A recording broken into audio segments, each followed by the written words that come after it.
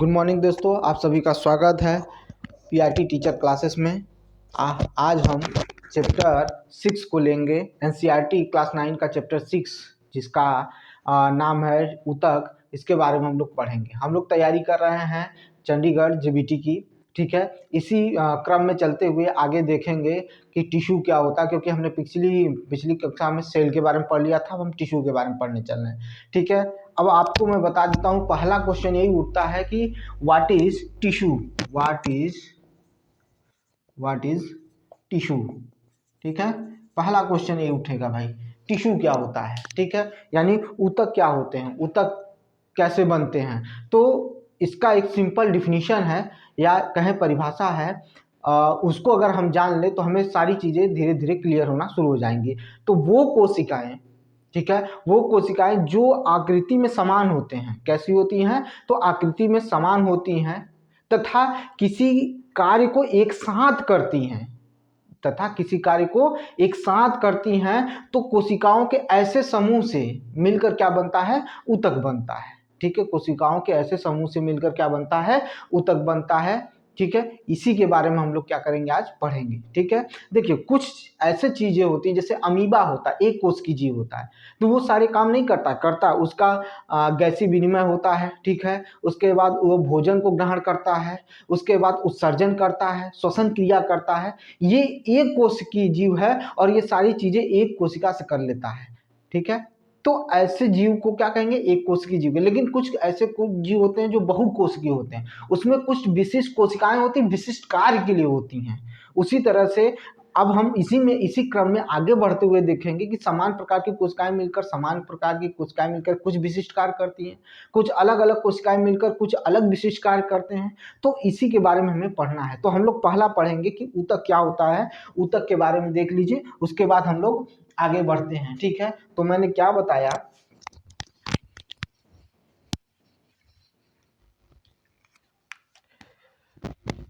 वे कोशिकाएं जो आकृति व आकार में समान होती हैं तथा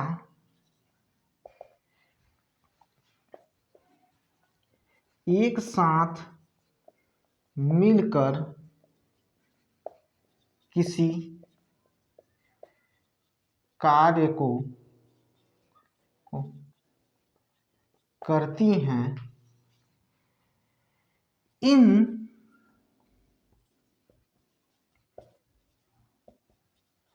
कोशिकाओं के समूह को ऊतक यानी टिश्यू कहते हैं, ठीक है। ये चीजें हो गई इसमें कि क्या कहते हैं, वे कोशिकाएं जो आकृति आकार में समान होते हैं और किसी कार्य को एक साथ मिलकर संपन्न करते हैं या पूरा करते हैं या कंप्लीट करते हैं, और ये इनके इसी समूह को क्या कहते हैं, इन्हीं कह रहा है कि इन कोशिकाओं के समूह को क्या कहते हैं, ऊतक कहते हैं, या इनके समूह से मिलकर जिसका निर्माण होता है उसे क्या कहते हैं, ऊतक कहते हैं, ठीक है। तो ये सारी चीजें हो गई। इसके बारे में अब हम देखिए बात कर लेते हैं। अभी मैंने अमीबा के बारे में आपको बताया, फिर बहुकोशिकीय बताया, यानी जिसमें करोड़ों कोशिकाएं होती हैं, उसकी बात हो गई। अब हम बात करेंगे कि पादप कोशिका और जंतु कोशिका क्या समान होते हैं या कैसे होते हैं, एक ही प्रकार के ऊतक के बने होते हैं, इसकी बात करने हम चल रहे हैं। तो ये हो गया, इसको आप क्या करिए, स्क्रीनशॉट ले लीजिए। चलिए ठीक है, देखिए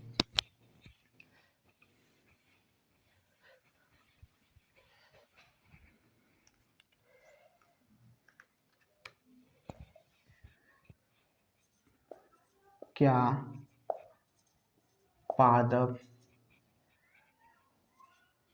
ऊतक या तथा जंतु ऊतक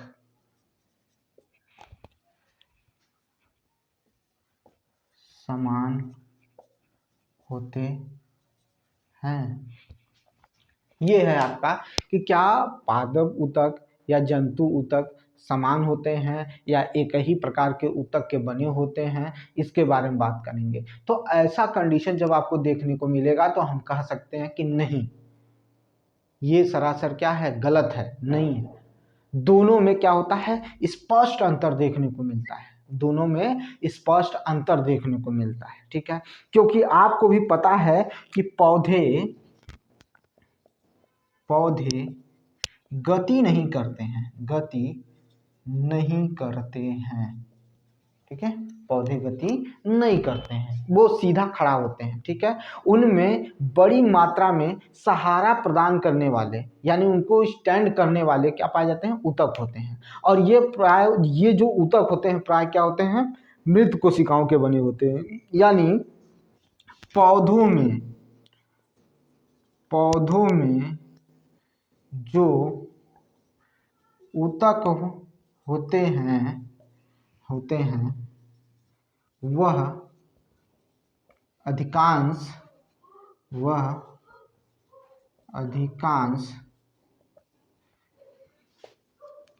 मृत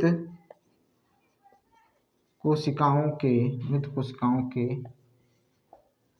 बने होते हैं। यानी पौधे क्या करते हैं, गति नहीं करते हैं, एक जगह स्टैंड रहते हैं, खड़े रहते हैं। और उन्हें सीधा खड़ा रखने के लिए जो ऊतक होते हैं उसमें जो उनको मजबूती प्रदान करते हैं, लचीलापन प्रदान करते हैं, वो ऊतक कैसे होते हैं, प्रायः या अधिकांश क्या होते हैं, मृत कोशिकाओं से मिलकर बने होते हैं। जबकि जंतु जो होता है वो क्या करता है, इधर उधर गति करता है। जंतु इधर उधर गति करते हैं और गति करने में प्राय उनकी अधिक ऊर्जा का क्या करते हैं, उपयोग करते हैं, यानी उनका अधिक ऊर्जा खर्च होता है। और ऐसी स्थिति में उसमें जो ऊतक पाए जाते हैं, यानी जंतु में जो ऊतक पाए जाते हैं वो प्राय क्या होते हैं, जीवित होते हैं, ठीक है। मैंने कहा कि जो जंतु होते हैं, जंतु इधर उधर गति करते हैं, जिससे उनमें ऊर्जा का अधिक उपयोग होता है। उनमें क्या होता है, ऊर्जा का अधिक उपयोग होता है। और ऐसी स्थिति में जब ऊर्जा का अधिक उपयोग होता है तो ऊर्जा के अधिक उपयोग होने के कारण उसमें जो ऊतक होंगे उनकी कोशिकाएं जो होंगी वो जीवित होंगे, ठीक है। तो जंतु के ऊतक में अधिकांश जीवित कोशिकाएं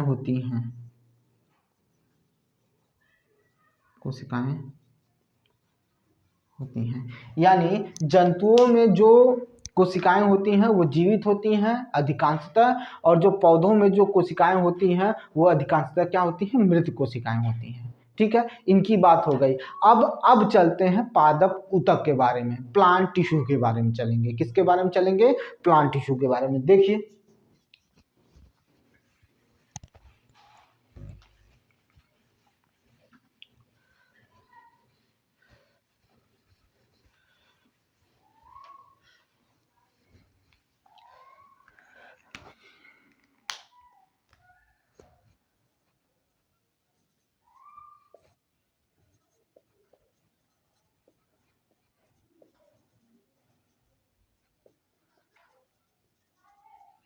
प्लांट टिश्यू किसके बारे में जानना, हमें प्लांट टिश्यू के बारे में जानना है। देखिए कह रहा है कि पौधों में, सुनिएगा ध्यान से, इस चीज को नोट कर लीजिएगा, यहां से इंपॉर्टेंट क्वेश्चन बन सकता है, ठीक है। सुनिए, मैं कह रहा हूं कि पौधों में ऊतक के विभाजन के अनुसार, ठीक है, पौधों में ऊतक के विभाजन के अनुसार इन्हें दो वर्गों में विभाजित किया गया है, ठीक है। मैंने क्या कहा, पौधों में ऊतक के विभाजन के अनुसार, ठीक है, इन्हें दो भागों में क्या कर दिया गया है, वो वर्गीकृत कर दिया गया है। अब ऊतक का विभाजन का मतलब कोशिकाओं के विभाजन के अनुसार, ठीक है, यानी पौधों में ऊतक के विभाजन के अनुसार पौधों को के ऊतक को दो वर्गों में क्या कर दिया गया है, विभाजित कर दिया गया है। देखिए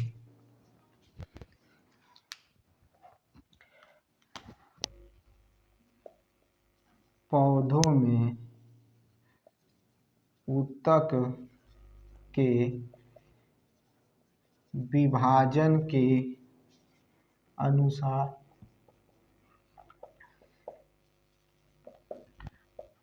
अनुसार ठीक है, इनको दो वर्गों में विभाजित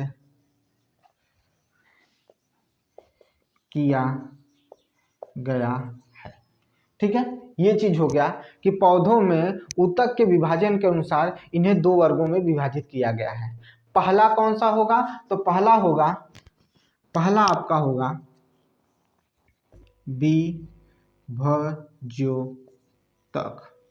ठीक है, पहला क्या हो जाएगा, विभज्य ऊतक हो जाएगा। ठीक है, विभज्य ऊतक यानी मेरिस्मेटिक। ठीक है, विभज्य ऊतक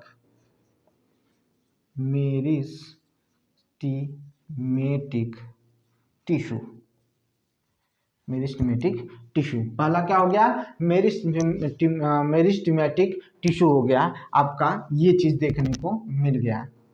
ठीक है, चलिए अब ये हो गया। दूसरा कौन सा होगा, तो ये आपका हो जाएगा स्थायी ऊतक। कौन सा होगा, तो अस्थायी ऊतक। देखिए अस्थायी ऊतक देख लीजिए, स्थायी ऊतक जिसे कहते हैं परमानेंट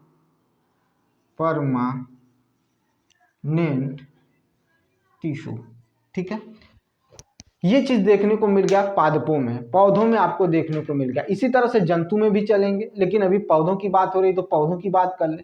फिर से सुन लीजिएगा कि ऊतक के विभाजन के अनुसार, ठीक है, पादपों में जो ऊतक होते हैं उनको दो भागों में विभाजित किया गया है। कौन कौन से, एक अस्थायी ऊतक हो गया और एक विभज्य ऊतक हो गया। ठीक है, तो अब हम इनके बारे में पढ़ेंगे। इससे अच्छा होगा कि हम पहले क्या कर लें, पौधों के ऊतक का पूरा स्ट्रक्चर बना लें। ठीक है, ये बन जाएगा तो आपको चीजें क्लियर भी हो जाएंगी। तो चलिए देखते हैं, आगे बढ़िए। देखिए इसको आप स्क्रीनशॉट ले सकते हैं। चलिए देखिए,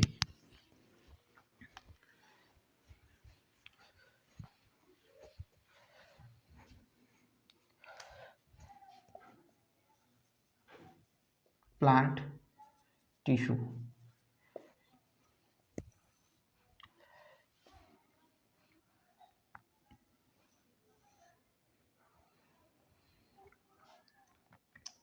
अगर हम इसको थोड़ा सा और ऊपर ले लें,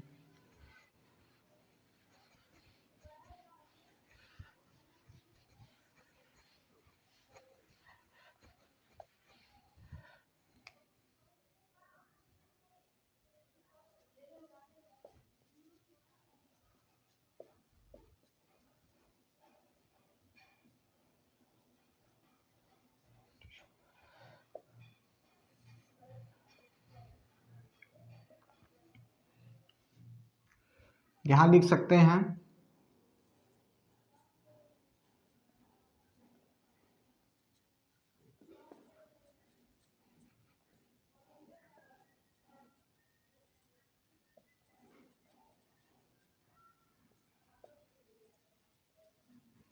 ये हो गया आपका। अब इसी को आगे बढ़ा लीजिए।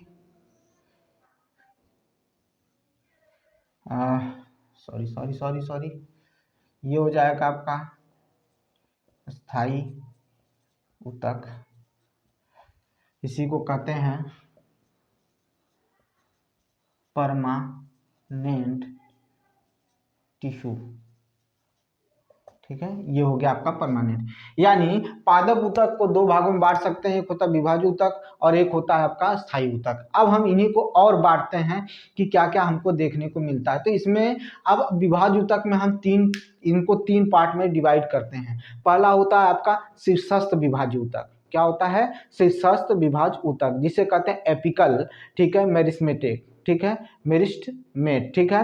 क्या कह रहे हैं, पहला हो जाएगा आपका शीर्षस्थ विभाजूतक, ठीक है, इसी से कहा जाता है एपिकल, ठीक है, मेरिस्टेम, ठीक है, एपिकल मेरिस्टेम। तो देखिएगा इसमें पहला मैं लिख देता हूं शीर्षस्थ, पहला।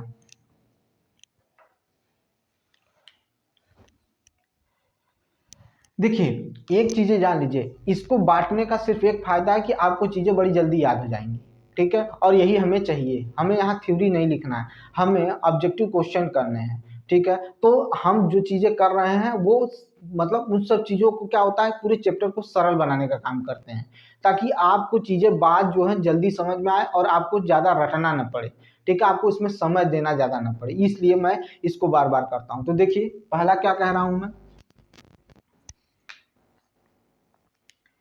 पहला है शीर्षस्थ, ठीक है, क्या हो गया, शीर्षस्थ विभाजूतक, क्या होगा, शीर्षस्थ विभाजूतक, ठीक है। इसी को कहा जाता है एपिकल, क्या कहा जाता है, एपिकल मेरिस्टेमेट, ठीक है, मेरिस्टेम, ठीक है। अब दूसरा देखिए इसी में आता है आपका, दूसरा क्या आएगा भाई, तो दूसरा आएगा कैबियम, जिसे पार्सिव भी कहते हैं, क्या कहते हैं, कैबियम, क्या कहा जाता है, कैम्बियम, जिसे पार्सिव कहा जाता है, क्या कहा जाता है, पार्सिव भी कहा जाता है। अगर इसी को देख लें तो सॉरी,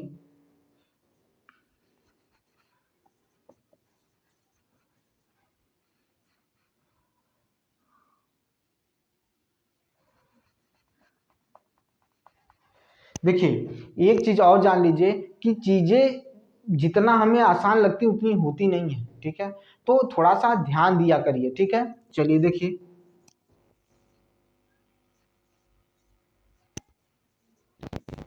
पार्सिव, इसे क्या कहा जाता है, तो इसे कहा जाता है लेटरल, ठीक है, लेटरल मेरिस्टेम, ठीक है, लेटरल मेरिस्टेम कहते हैं। फिर एक आता है आपका इंटर, क्या, सॉरी, अगर हम बात करें तो इंटर कॉलरी होता है, इंटर कॉलरी होता है, इसे कहा जाता है आपका अंतर्विष्ट कहा जाता है, क्या कहा जाता है, अंतर्विष्ट कहा जाता है।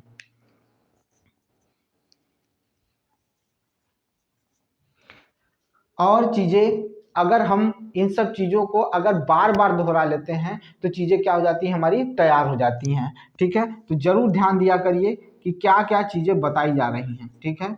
वृष्ट, अंतर्वृष्ट, ये क्या हो गया आपका, अंतर्वृष्ट हो गया, इसे कहा जाता है अंतर्वृष्ट विभाज्य ऊतक, ठीक है,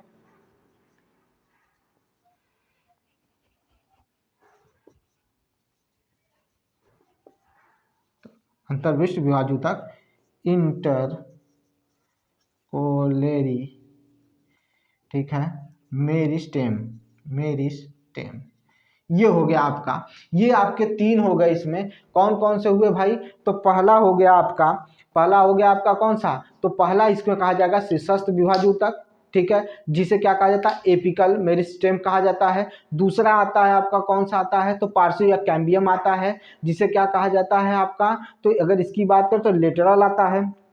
उसका अंतर्विष्ट आता है जिसे इंटर कॉलरी क्या कहा जाता है, मेरिस्टेम कहा जाता है। ये चीज आपको इसमें देखने को मिल गई, किसमें, विभाज्य ऊतक में देखने को मिल गई। और ये क्या होते हैं, वहां होते हैं पौधों के कुछ निश्चित भाग है और ये क्षेत्र में होते हैं, कहाँ होते हैं, तो पौधों के कुछ निश्चित भाग और क्षेत्र में ये होते हैं, ठीक है। इसकी बात हो गई, अब इसी में आगे डिटेल इसका पढ़ेंगे। अब जान लेते हैं कि स्थायी ऊतक कितने प्रकार के होते हैं। तो देखिए स्थायी ऊतक आपके दो प्रकार के होते हैं, स्थायी ऊतक आपके दो प्रकार के होते हैं। कितने प्रकार के होते हैं भैया, तो दो प्रकार के स्थायी ऊतक होते हैं, ठीक है।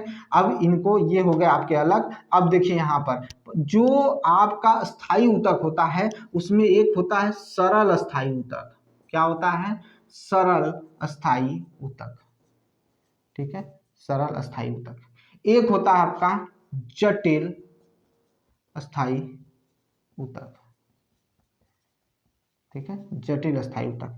अगर हम इनकी बात करें तो इन्हें कह सकते हैं सिंपल सिंपल परमानेंट, ठीक है, सिंपल परमानेंट टिश्यू, ठीक है।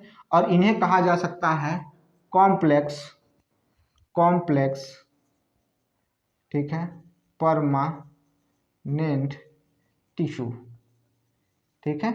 इसे कहा जा सकता है सिंपल परमानेंट टिश्यू, ठीक है। यानी अस्थायी ऊतक दो भागों में बट गया। एक हो गया आपका कौन कौन सा हो गया, तो आपका हो गया सरल अस्थायी ऊतक और एक हो गया जटिल अस्थायी ऊतक कहा गया। अब इसमें कई पार्ट आते हैं। अब इसमें बात किया जाएगा, इसमें मेनली 3 होते हैं और पहले में 2 भाग होता है। मेनली तो 3 होते हैं लेकिन पहले में भी 2 भाग बटे हुए हैं। इसका मतलब मिलाकर टोटल 5 कह सकते हैं। जो पहला होता है उसके 2 अनुभाग होते हैं जिसके बारे में जानेंगे। तो पहला देखिए इसमें क्या है आपका, देखिए इसमें पहला आपको बता देते हैं। ये हो गया आपका पहला, इसे कहा जाता है पैरेनकाइमा। क्या कहा जाता है भाई, तो पैरेनकाइमा, ठीक है। तो पैरेनकाइमा के बारे में देख लीजिए।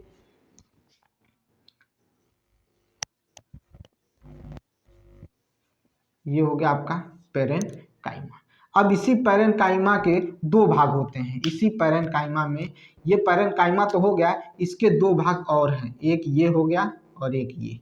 देखिए इसमें एक आता है क्लोरेनकाइमा आता है। क्या आता है, तो क्लोरेनकाइमा आता है, क्लोरेनकाइमा,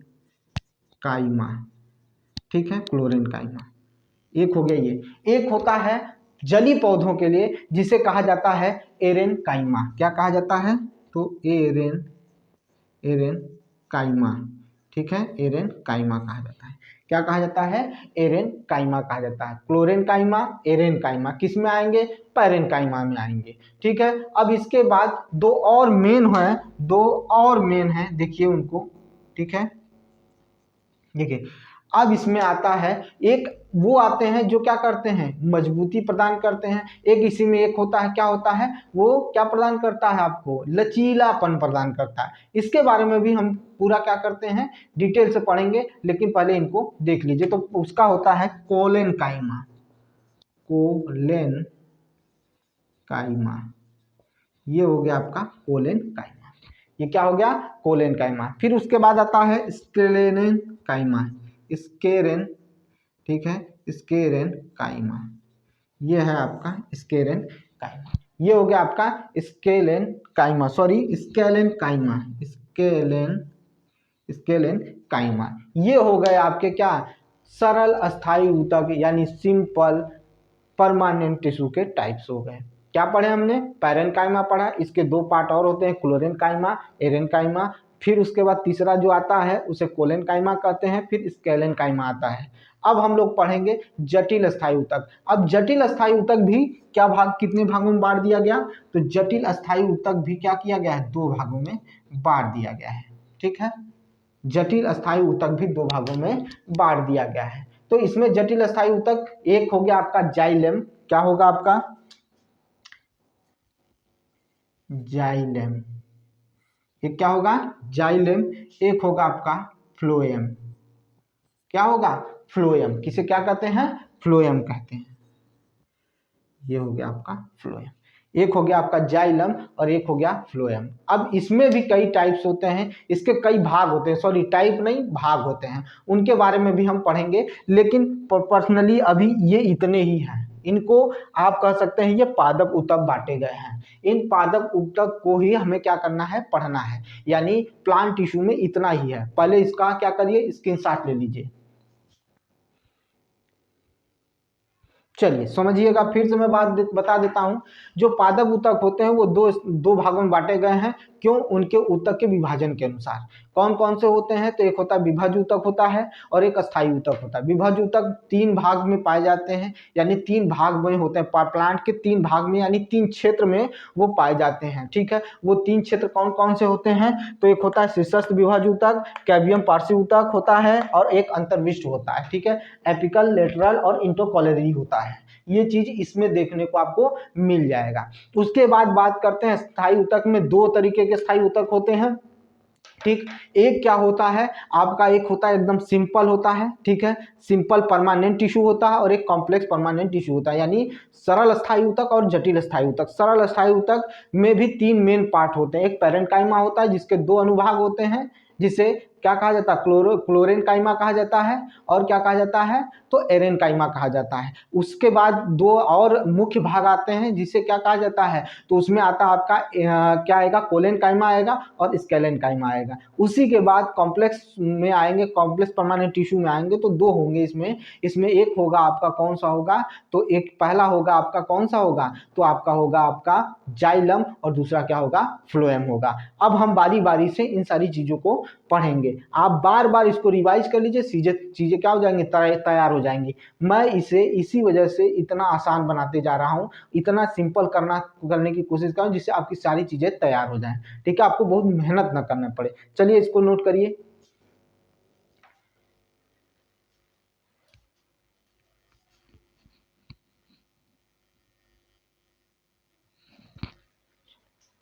चलिए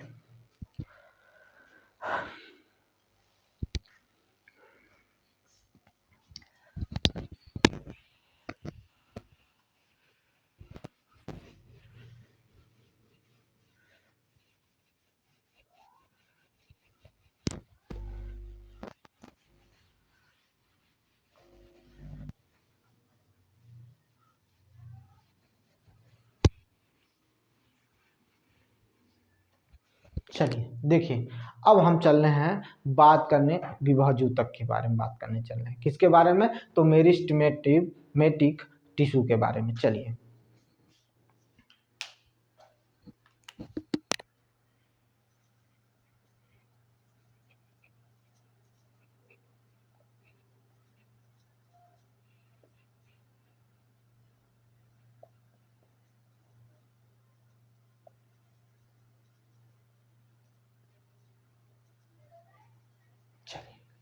इसके बारे में बात करने चल रहे हैं। देखिए पहले तो इसके बारे में जान लीजिए क्या होता है, कहाँ पर होता है, ठीक है, किसकी बात कर रहे हैं उसकी बात कर लेते हैं।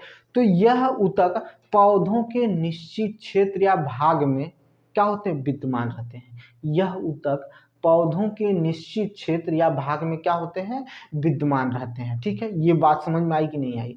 और यह केवल लंबाई में क्या करते हैं, सॉरी, यह क्या करते हैं, केवल क्या करते हैं, विभाज्य ऊतक होते हैं, और ये क्या करते हैं, केवल वृद्धि करने का काम करते हैं। क्या करते हैं, वृद्धि करने का काम करते हैं, चाहे वो लंबाई हो, ठीक है, चाहे वो परिधि हो, ठीक है, चाहे वो क्या कहते हैं, पत्तियों का क्या हो, पर्ववित हो, ये सारी चीजों को क्या करते हैं, ये बढ़ाने का काम करते हैं, केवल इनका वृद्धि करने का काम होता है। मैंने क्या बोला, देखिए जो चीजें मेन हैं, जो चीजें मुख्य हैं वही पढ़िए, उससे ज्यादा कुछ मत पढ़िए, उससे ज्यादा आपको कुछ जरूरत है ही नहीं। ठीक है, तो चलिए देख लेते हैं हम किसका बात करने चल रहे हैं, तो विभाज्य ऊतक। देखिए यह ऊतक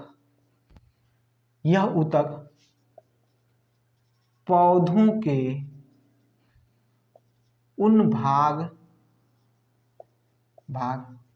या क्षेत्रों में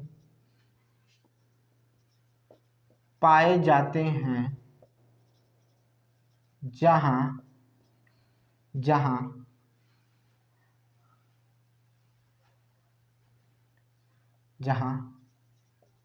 केवल वृद्धि करने का कार्य होता है। ठीक है, ऐसे ऊतक को होता है, उन्हें विभाज्य ऊतक कहते हैं।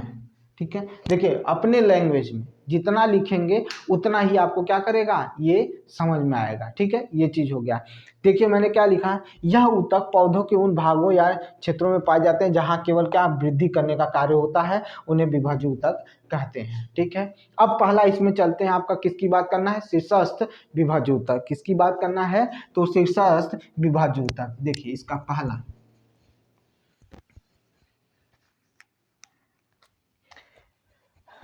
इसका पहला।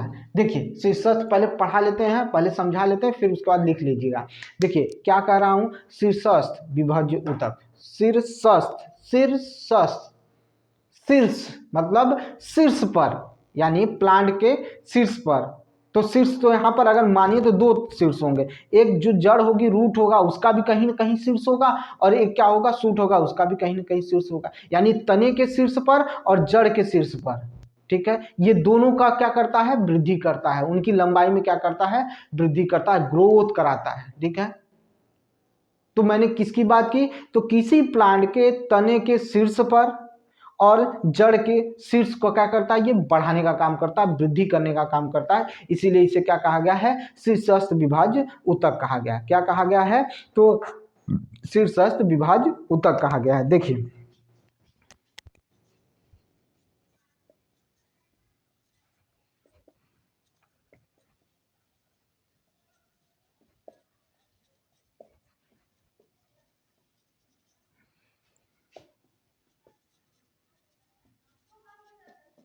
ठीक है, देखिए अब इसे कैसे लिखेंगे, तो लिखेंगे ये पौधे के जड़ तथा तनों की वृद्धि वाले भाग में विद्यमान रहते हैं। यह पौधों के जड़, पौधों के जड़ तथा तना वाले भाग में विद्यमान रहते हैं। इनका मुख्य कार्य, इनका मुख्य कार्य लंबाई में क्या करना, वृद्धि करना होता है। इनका मुख्य कार्य लंबाई में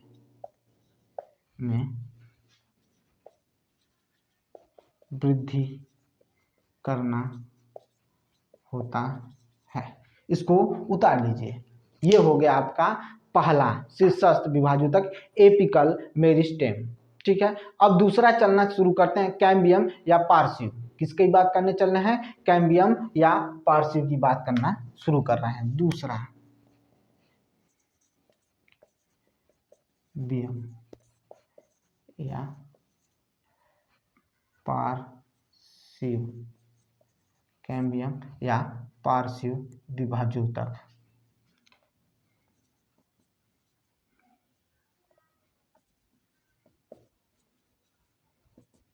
इसे क्या कहा जाता है, तो इसे कहा जाता है लेटरल, ठीक है, मेरिस्टेम।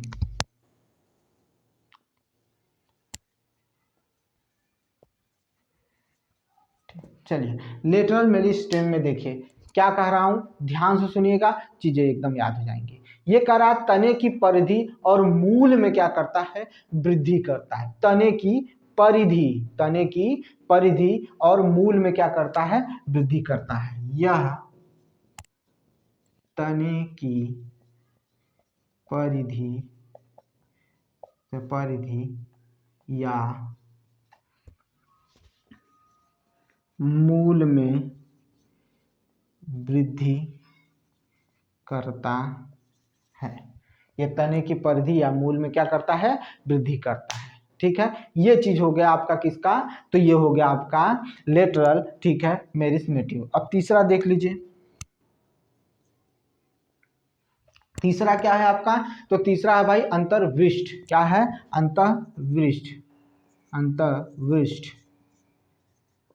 अंतर्विष्ट विभाज्य, ठीक है, विभाज्य ऊतक, अंतर्विष्ट विभाज्य ऊतक। इसे क्या कहा जाता है, तो इंटर कॉलेरी, ठीक है, मेरिस्टेम, इंटरकॉलेरी मेरिस्टेम। यह पत्तियों के आधार और टहनियों के पर्व दोनों को क्या करता है, व्यवस्थित करता है, या दोनों में क्या होता है, वृद्धि करने के लिए उपस्थित होता है। सुनिएगा, यह पत्तियों के आधार तथा टहनी के पर्व, यानी टहनी के पर्ण के, मतलब पर्ण में, दोनों में क्या होता है, उपस्थित होता है।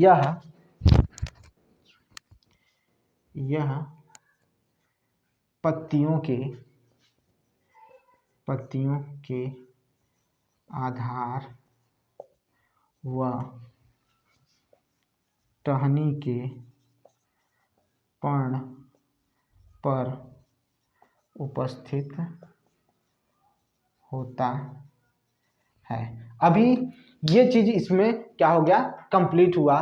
किसके बारे में, तो ये विभाज्य ऊतक के बारे में कंप्लीट हुआ। अब हम इसका एक फिगर जरूर देख लेंगे, उससे पहले क्या करिए, आप इसका स्क्रीनशॉट ले लीजिए, जल्दी दीजिए।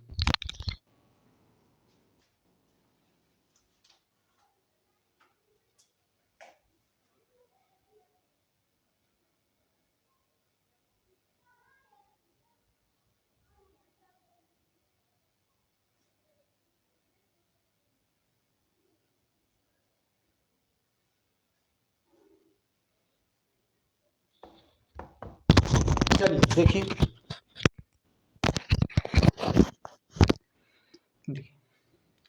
देखिए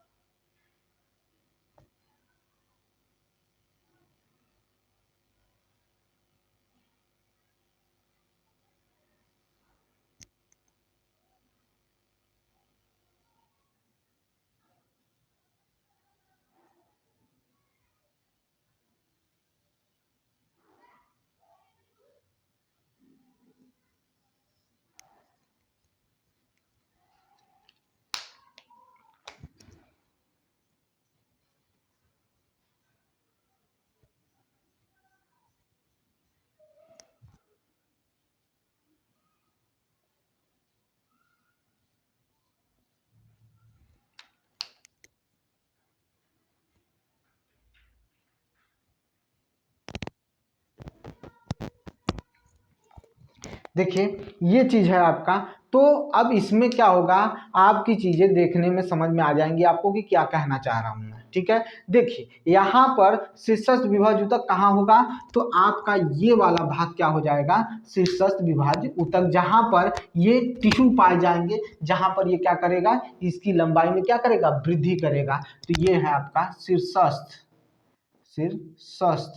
ठीक है, शीर्षस्थ किसकी बात कर रहा हूं, तो शीर्षस्थ विभाज्य ऊतक की बात कर रहा हूं, शीर्षस्थ विभाज्य ऊतक। ठीक है, ये हो गया आपका शीर्षस्थ विभाज्य ऊतक, ये है आपका, यहां पर शीर्षस्थ विभाज्य ऊतक पाया जाएगा। अब इसके बाद क्या कह रहा है, तो आपका नीचे क्या होगा, इस क्षेत्र में, इधर ये वाला क्षेत्र किसका होगा, तो अंतर्वृष्ट का क्या होगा, अंतर्वृष्ट होगा। और ये वाला जो क्षेत्र है, इस क्षेत्र में कौन सा पाया जाएगा, तो पार्श्व पाया जाएगा। क्या पाया जाएगा, पार्श्व। ठीक है, पार्श्व। ठीक है, पार्श्व विभाज्य ऊतक होगा। अब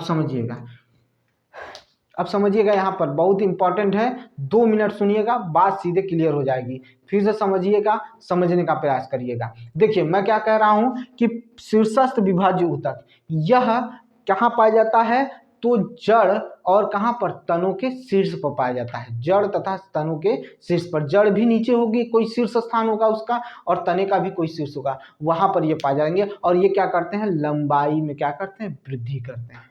ये क्या करते हैं, लंबाई में वृद्धि करने का काम करते हैं। ये हो गया। उसके बाद अंतर्विष्ट आता है। अंतर्विष्ट करने का क्या काम करता है, तो अंतर्विष्ट जो होता है ये क्या करता है, तो ये पत्ती के आधार, ठीक है, पत्ती के आधार और टहनी पर्ण को क्या करता है, दोनों को बढ़ाने का काम करता है। और उसके बाद क्या होता है, परिधि और मूल की वृद्धि कौन करता है, तो पार्श्व विभाज्य ऊतक करता है। परिधि और मूल की वृद्धि करता है कौन, पार्श्व क्या, विभाज्य ऊतक। ये आपका कंप्लीट हुआ। अब हम लोग चलेंगे स्थायी ऊतक पर। किस पर चलेंगे? तो अस्थायी ऊतक। देखिए स्थायी ऊतक के बारे में।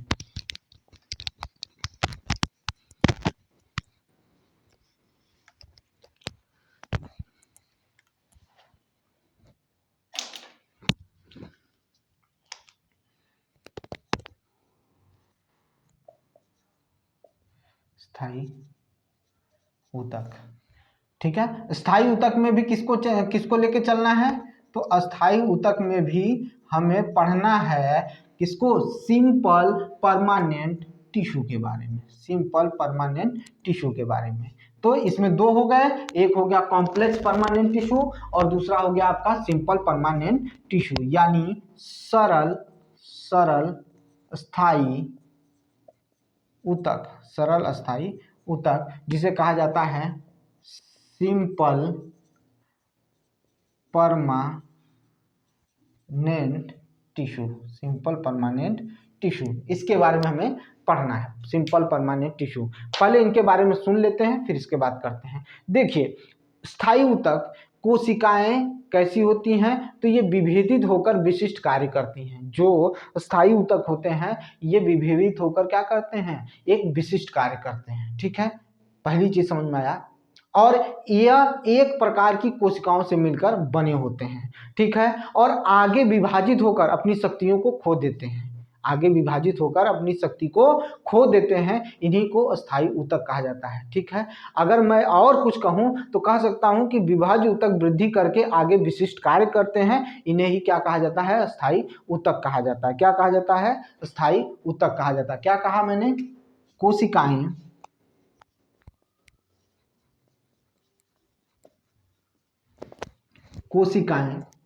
क्या कर कर? तो विभेदित होकर, कोशिकाएं विभेदित होकर।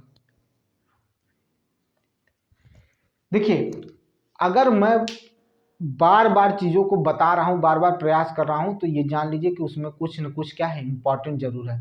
तो पूछ लेगा कि स्थायी ऊतक क्या करती है आगे चलकर, या उसका स्थायी ऊतक बनती कैसे हैं उसकी बात करें, तो इसी तरह से आपको ध्यान देना है। तो विभेदित होकर क्या? कोशिकाएं विभेदित होकर विशिष्ट कार्य करती हैं। क्या करती हैं? विभेदित होकर विशिष्ट कार्य करती हैं। विशिष्ट कार्य करती हैं, ठीक है। विभेदित होकर क्या करती हैं? विशिष्ट कार्य करती हैं, ठीक है। विशिष्ट कार्य करती हैं और आगे विभाजित होकर होने की शक्ति को क्या कर देती हैं? खो देती हैं। और आगे विभाजित होने की आगे विभाजित होने की शक्ति को खो देती हैं।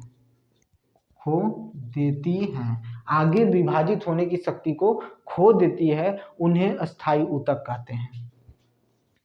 उन्हें स्थायी ऊतक कहते, उन्हें क्या कहते हैं? अस्थायी ऊतक कहा जाता है। ये हो गया आपका, चीजें आपको समझ में आना शुरू हो गया होगा, मैं उम्मीद करता हूं इस चीज की। देखिए विभाज्य ऊतक वृद्धित होकर आगे विशिष्ट कार्य करती हैं, उन्हें भी स्थायी ऊतक कहा जाता है। परिभाषाएं कई हैं, ठीक है। अब इन्हीं स्थायी ऊतक में से एक पढ़ना है सरल स्थायी ऊतक। देखिए एपिडर्मिस के नीचे, ठीक है, किसकी बात करने चल रहा हूं? सरल स्थायी ऊतक की बात करने चल रहा हूं। एपिडर्मिस के नीचे, किसके नीचे? तो एपिडर्मिस के नीचे कोशिकाओं की कई परत पाई जाती है। कोशिकाओं की क्या पाई जाती है? अनेकों परत पाई जाती है, ठीक है। और इन्हें ही क्या कहा जाता है? सरल अस्थायी ऊतक कहा जाता है, ठीक है। क्या कहा जाता है? सरल अस्थायी ऊतक कहा जाता है, ठीक है। मैंने क्या बोला? ये हो गया।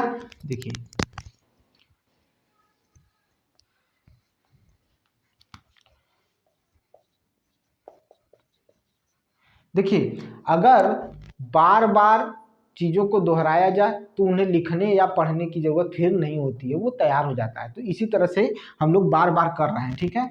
तो एपिडर्मिस के नीचे, एपिडर्मिस के नीचे, एपिडर्मिस के नीचे, ठीक है, ठीक है, नीचे कोशिकाओं की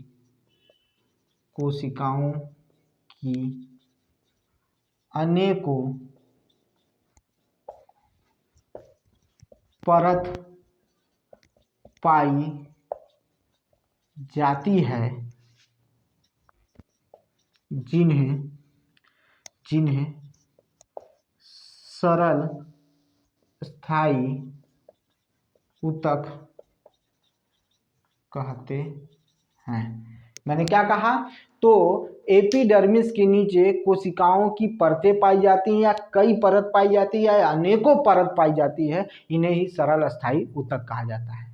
क्या कहा जाता है? सरल अस्थायी ऊतक कहा जाता है। ठीक है, अब हम चल रहे हैं पहला करने। सरल अस्थायी ऊतक में पहला सरल अस्थायी ऊतक है पैरेन्काइमा। क्या पाया जाता है? क्या होता है? तो पैरेन्काइमा। अच्छा, एक चीज और, इसी मतलब सरल अस्थायी ऊतक जो होते हैं ये क्या होते हैं? जीवित कोशिकाएं होती हैं। ठीक है, ये क्या होती हैं? जीवित कोशिकाएं होती हैं। ठीक है, तो आइए शुरू करते हैं पैरेन्काइमा के बारे में।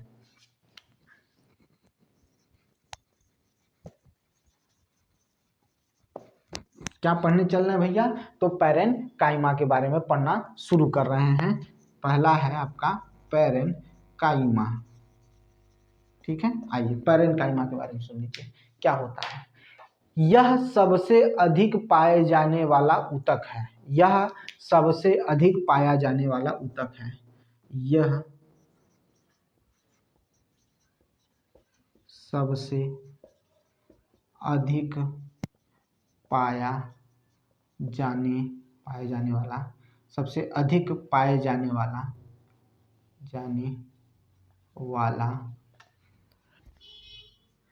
ऊतक।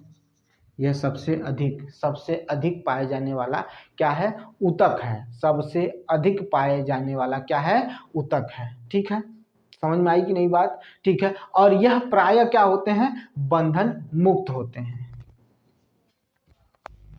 ये प्रायः बंधन मुक्त होते हैं। यह प्रायः क्या होते हैं? बंधन मुक्त होते हैं। ठीक है, इनकी कोशिकाओं के मध्य काफी रिक्त स्थान होता है। इनकी कोशिकाओं के मध्य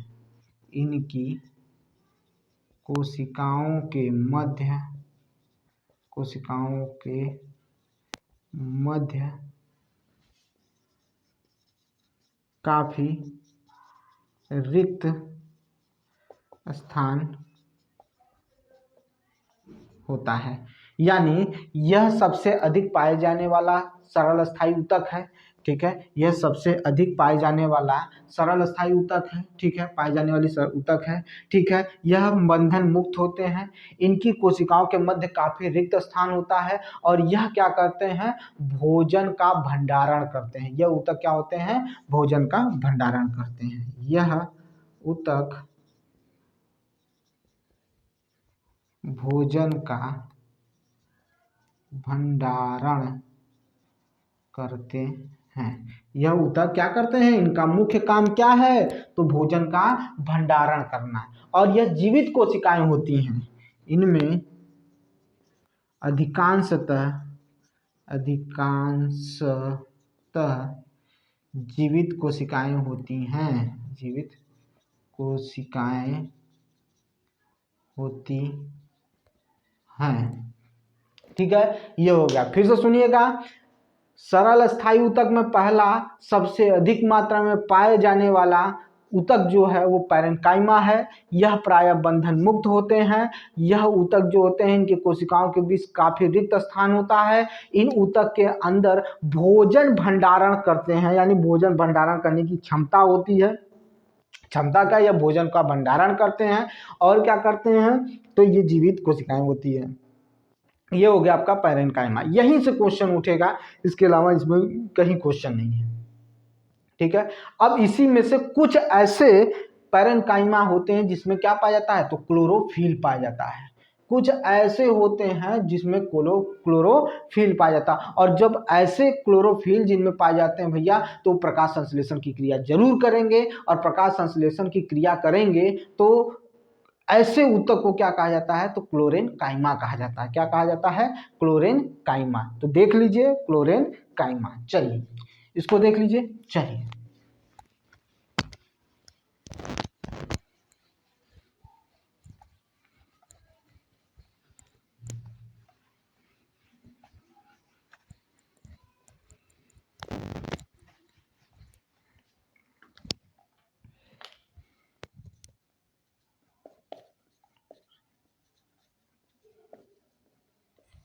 हम क्या पढ़ने चल रहे हैं?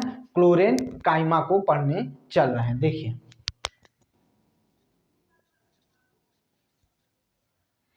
देखिए, अगर आप जो जो मैं बता रहा हूं सिर्फ उसी को लर्न कर लेंगे तो भी आपका काम हो जाएगा। ठीक है,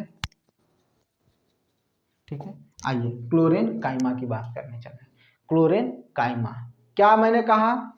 अभी कहा कि पैरेन काइमा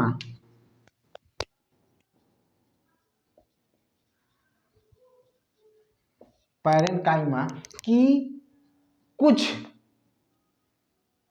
या कहें कि कुछ पैरेनकाइमा ऊतक में क्या पाए जाते हैं? क्लोरोफिल पाया जाता है।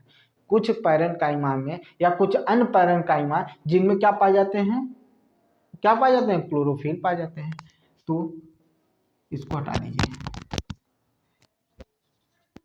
कुछ अन्य पैरेनकाइमा में क्लोरोफिल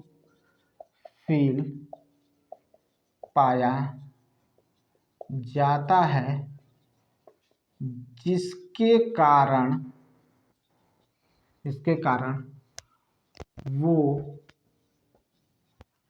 प्रकाश संश्लेषण की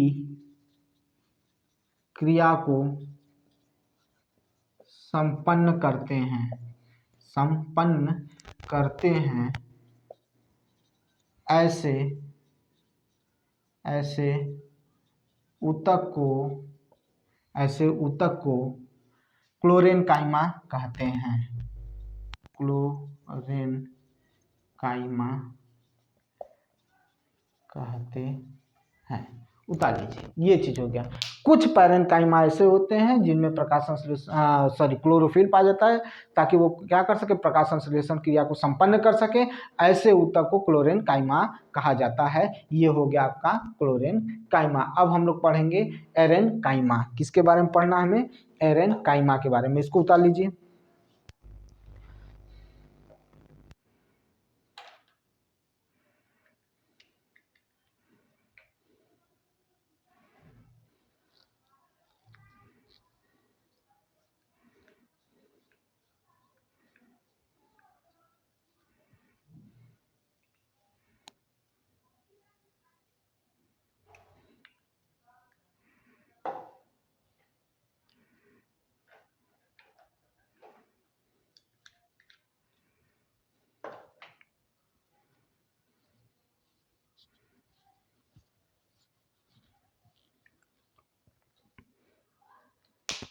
चलिए देखिए, इसी में दूसरा है एरेन काइमा।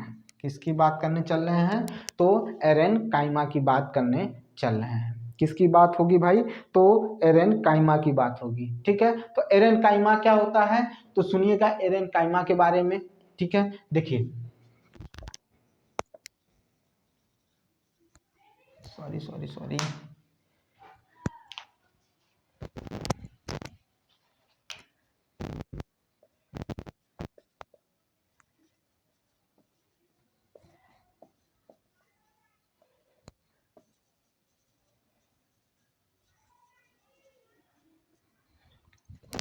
सुनिएगा ध्यान से। पहले सुन लीजिए, फिर उसके बाद लिख लेंगे, कोई दिक्कत नहीं है। जलीय पौधों में, ठीक है, जलीय पौधों में पैरेनकाइमा की कोशिकाएं, ठीक है, जलीय पौधों में जो पैरेनकाइमा की कोशिकाएं होती हैं, उनके मध्य में हवा की बड़ी गुहिकाएं पाई जाती हैं। कुछ यानी जलीय पौधों के जो कोशिकाएं होती हैं उनके मध्य में हवा की बड़ी गुहिकाएं पाई जाती हैं, जिसके कारण वो जल की सतह पर क्या करती रहती हैं, तैरती रहती हैं। यहाँ पर थोड़ा उत्प्लावन बल का खेल है, ठीक है, तो वो हमें नहीं जानना है। तो जल की सतह पर क्या करती रहती हैं, तैरती रहती हैं। इसी प्रकार के ऊतक को क्या कहा जाता है, तो इस प्रकार के पैरेन्काइमा को एरेन्काइमा कहा जाता है। मैंने क्या कहा, जलीय पौधों में जलीय पौधों में जलीय पौधों में जलीय पौधों में पैरेन्काइमा पैरेन्काइमा पैरेन्काइमा की कोशिकाओं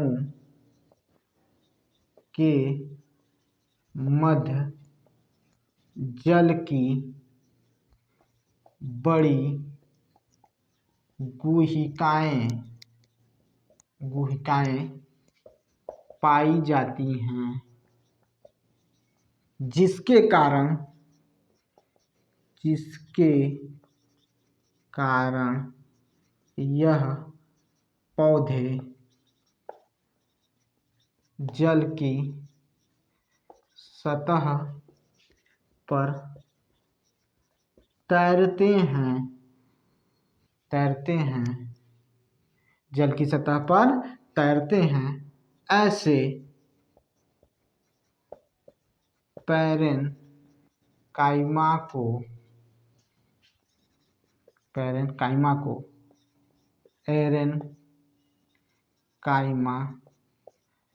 कहते हैं। देख लीजिए, ये चीजें हो गई आपकी, ठीक है, ये चीज आपकी क्लियर हुई। अब हम लोग चलेंगे कॉलेनकाइमा, यानी अभी तक तो हम पैरेन्काइमा के दो अनुभाग देखे, पैरेन्काइमा को देखे, अब हम देखने चल रहे हैं कॉलेनकाइमा के बारे में। चलिए इसका स्क्रीनशॉट ले लीजिए। चलिए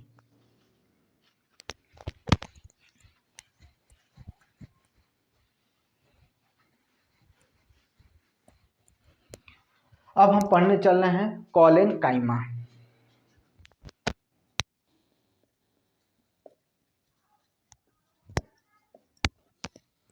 ये है आपका कॉलेनकाइमा, ठीक है। अब हमें देखिए,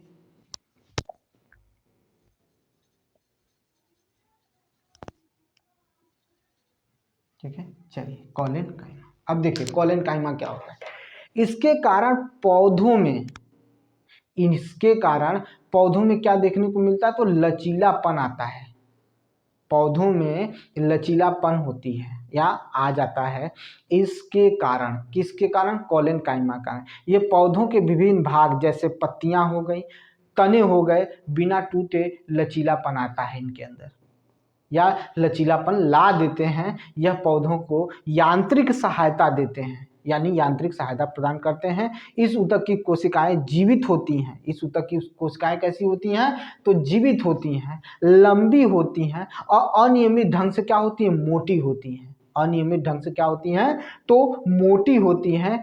ऐसे इन कोशिकाओं के बीच में बहुत कम स्थान होता है, ठीक है। किसके बारे में बात कर रहे हैं, कोलेनकाइमा। फिर से सुनिएगा, कोलेनकाइमा की बात मैं करने जा रहा हूं। कोलेनकाइमा, ठीक है, इसके कारण पौधों में लचीलापन आता है। पौधों में क्या आता है, कोलेनकाइमा की वजह से लचीलापन आता है। यह पौधों के विभिन्न भाग जैसे तने हो गए, पत्तियां हो गई, उनमें लचीलापन लाते हैं। ये हो गया। और इनके जो मतलब ये यांत्रिक सहायता प्रदान करते हैं किसको, पौधों को। इनकी जो कोशिकाएं होती हैं वो कैसी होती हैं, जीवित होती हैं, नियमित होती हैं और अनियमित होती हैं, सॉरी, और क्या होती हैं, लंबी होती हैं। और इन कोशिकाओं के मध्य काफी कम स्थान होता है, बहुत ही कम स्थान होता है। चलिए देखिए, इसके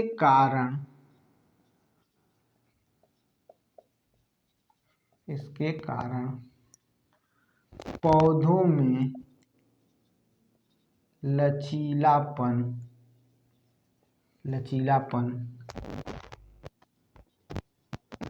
देखने को मिलता है।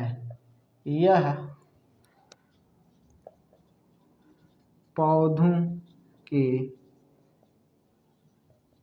विभिन्न भागों जैसे पत्ती तथा तनों में, यह पौधों के विभिन्न भागों जैसे पत्ती तथा तनों में लचीलापन लाता है।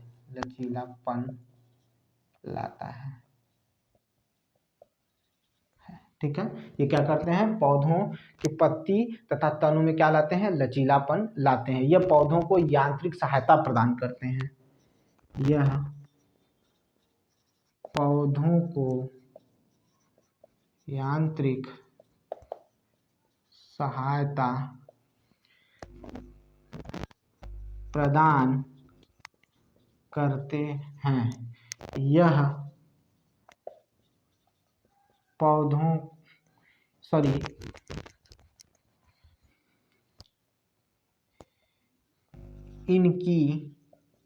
देखिए, हम अब बात करने चल रहे हैं इनके गुणों के बारे में। ठीक है, तो इनके जो इस ऊतक की जो कोशिकाएं होती हैं वो कैसी होती हैं, तो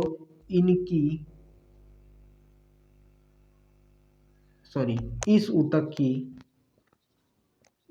की कोशिकाएं जीवित, लंबी तथा अनियमित ढंग से मोटी होती हैं। ठीक है, क्या होती हैं, नियमित ढंग से जीवित होती हैं, लंबी होती है, अनियमित ढंग से मोटी होती हैं। और इनके कोशिकाओं के मध्य में क्या होता है, कोई बहुत ही कम स्थान होता है। इन कोशिकाओं के मध्य में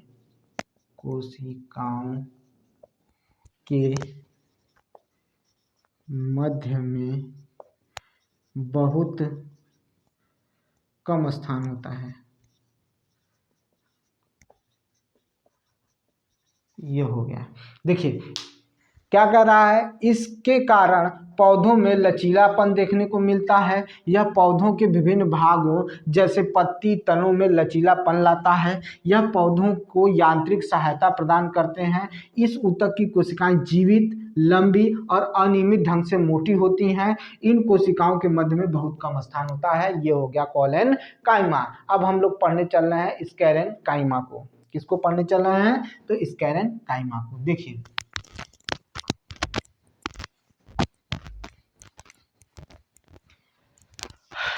देखिए पहले स्क्लेरन काइमा के बारे में जान लेते हैं। देखिए यह ऊतक पौधों में क्या लाते हैं, तो कठोरता लाते हैं और मजबूती लाते हैं। यह ऊतक पौधों में कठोरता लाते हैं और मजबूती लाते हैं। देखिए मैंने क्या कहा, यह ऊतक कौन सी ऊतक की बात हो रही है, तो स्क्लेरन काइमा की बात हो रही है।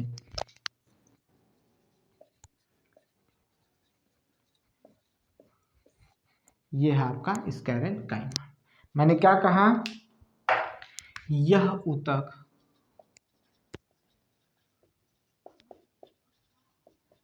पौधों में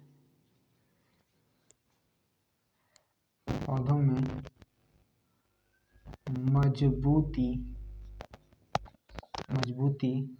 व कठोरता लाते हैं। ठीक है, क्या लाते हैं, मजबूती एवं कठोरता लाते हैं, यानी इसको मजबूत बनाते हैं और क्या करते हैं, कठोरता लाते हैं। ठीक है, मजबूत एवं कठोर बनाते हैं। ये ऐसे भी लिख सकते हैं, क्या लिख सकते हैं, यह ऊतक पौधों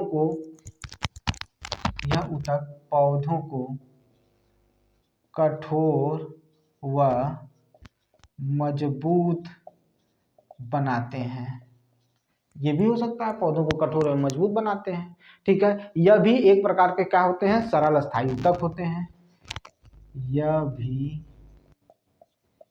एक प्रकार के सरल स्थायी ऊतक होते हैं। यह भी एक प्रकार के क्या होते हैं, सरल स्थायी ऊतक होते हैं। उदाहरण के लिए जैसे नारियल का छिलका, नारियल का जो ऊपरी आवरण होता है, वो जो छिलका होता है वो क्या होता है, बहुत ही कठोर होता है। या बीज का जो होता है, जो बीज होता है उसका ऊपरी आवरण भी बहुत कठोर होता है। ठीक है, ऐसे उदाहरण इसमें लिए जा सकते हैं। क्या लिए जा सकते हैं, तो जैसे नारियल का छिलका,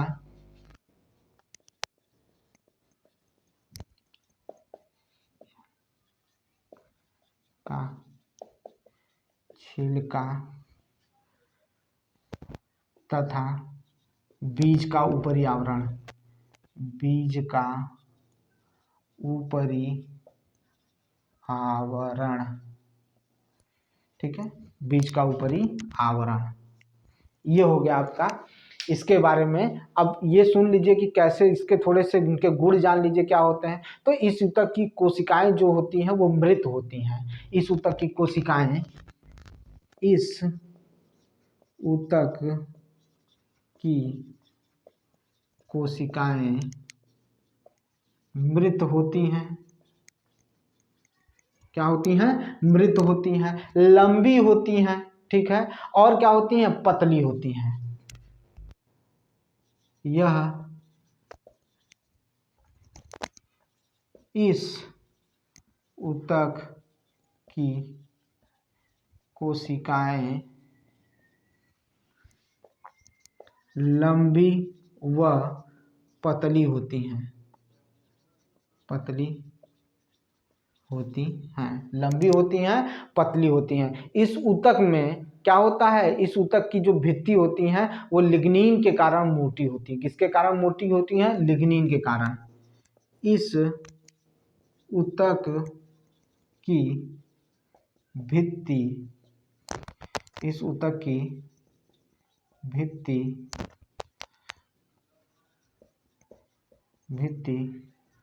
लिग्नीन के कारण मोटी होती हैं। ये हो गया आपका स्केलन काइमा के बारे में हो गया।